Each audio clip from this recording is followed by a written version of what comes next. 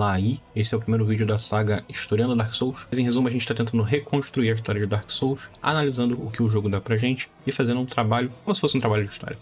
Bem, em resumo é isso. Esse vídeo aqui vai ser um resumo das coisas que a gente descobriu na primeira live. Nesse começo aqui a gente estava subindo ainda a caminho do primeiro sino. Acabou que a gente não conseguiu tocar os sinos porque eu fui brutalmente amassado pelas gárgulas. Sim, eu já zerei o jogo 40 vezes, mas ainda apanho de vez em quando. Mas a gente encontrou bastante coisa legal também e é isso aí. Bora dar uma olhada.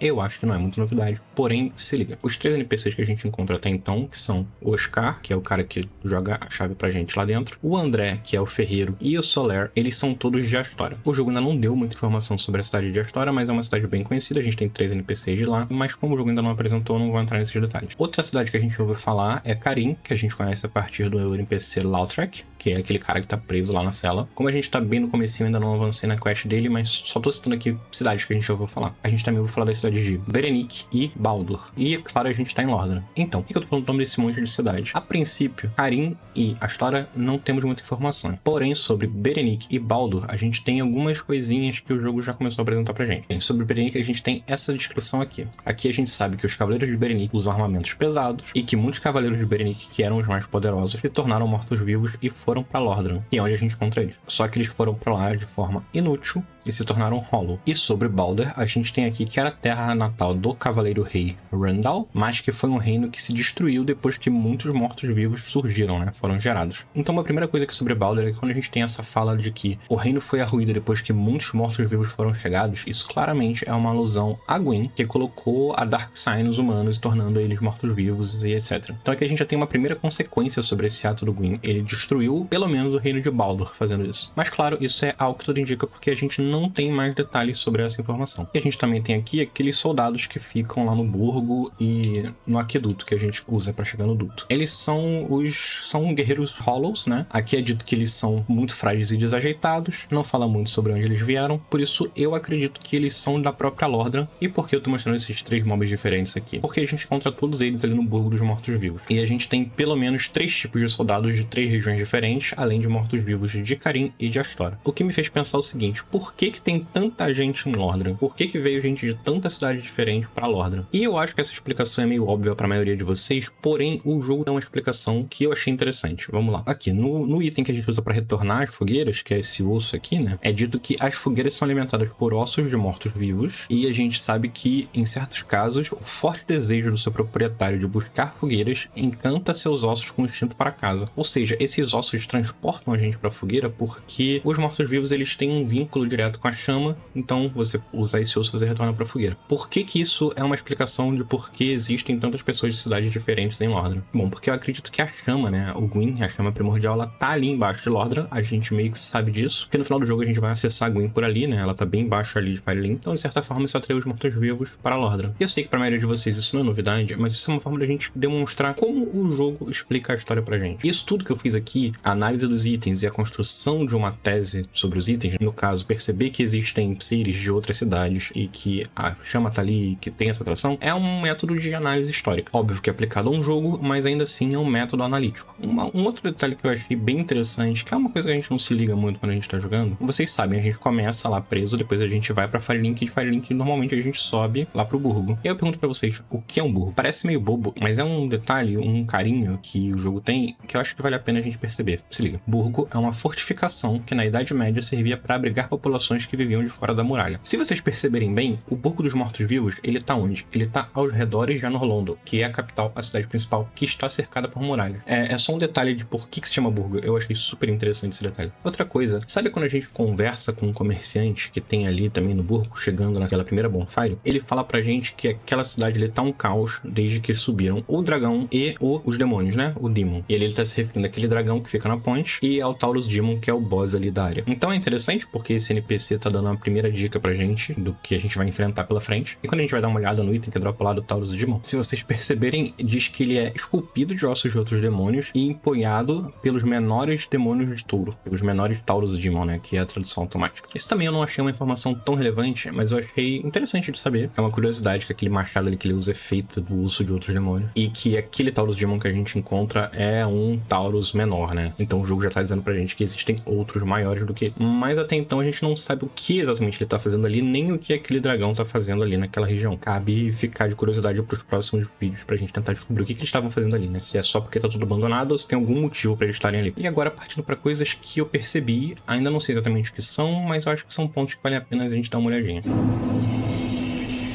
Então, se vocês olharem aqui, eu fiz um documento com alguns pontos, pouquinha coisa, e tem alguns prints e alguns comentários que eu acho interessante também de pensar. Inclusive, esse documento eu posso compartilhar com vocês se vocês quiserem dar uma olhada. Eu vou organizar ele melhor, porque ficou uma zona, eu fiz enquanto estava fazendo a live, e acabou que eu não arrumei muito para poder gravar o vídeo, mas, bom, vou organizar melhor esse documento aqui. Então, a primeira coisa que a gente percebeu aqui foi essa estátua dessa mulher sentada num trono com um bebê, que é bem ali naquela parte onde o Frampt aparece, né? E por que eu tô destacando isso aqui? Não tem uma referência de quem é essa mulher e esse bebê, pelo menos não até agora, mas essa mulher e esse bebê aparece nessa print que ficou horrorosa, deu tomando uma porrada desse carinha.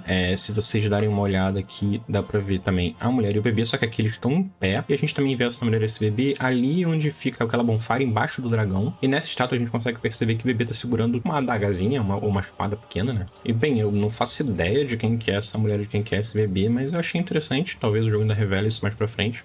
E ainda tem o detalhe de que isso aqui tá bem onde tá aquela alma da Firekeep, né? E ainda aqui nessa igreja, a gente também tem essas estátuas, são 6 no total, 3 desse lado e 3 do outro, que são mulheres segurando essas lanças com chama, né? Eu ainda não sei também exatamente o que elas estão representando, se elas são guardiães ali do espaço, se elas são uma referência a alguma coisa que eu não saquei, ou se ainda vai ser explicado, ou se não vai ser explicado, mas eu achei interessante destacar. E ainda aqui a gente tem esse mural, ele é igual dos dois lados, onde a gente tem 2 bodes, pelo que eu entendi, um leão e um homem entregando um fruto para essa estátua, e no fundo a gente tem aqui o que parecem ser folhas de louro, se eu não estou enganado, e trigo surgindo aqui de baixo, além desse símbolo ali em cima que eu não entendi se é um sol ou se é... mas parece que tem algumas folhas também, eu não entendi direito o que é aquele símbolo ali. E bem, eu não sei se esses murais significam alguma coisa ou se eles são só uma representação, eu acredito que eles podem ter algum significado melhor. Eu busquei saber o que cada um desses símbolos representam, e começando pelos pombos que tem aqui nesse altar, o pombo todo mundo sabe que representa a paz na iconografia cristã, então eu tô partindo desse pressuposto, apesar de não ser um jogo cristão, mas que busca referências da Idade Média, então eu acredito que eles estão buscando referências cristãs. Esses ramos de louro aqui, pelo que eu entendi, eles podem simbolizar tanto a vitória, né, o triunfo, quanto a redenção dos pecados. Eu iria mais por esse segundo significado, visto que o cara aqui tá ajoelhado e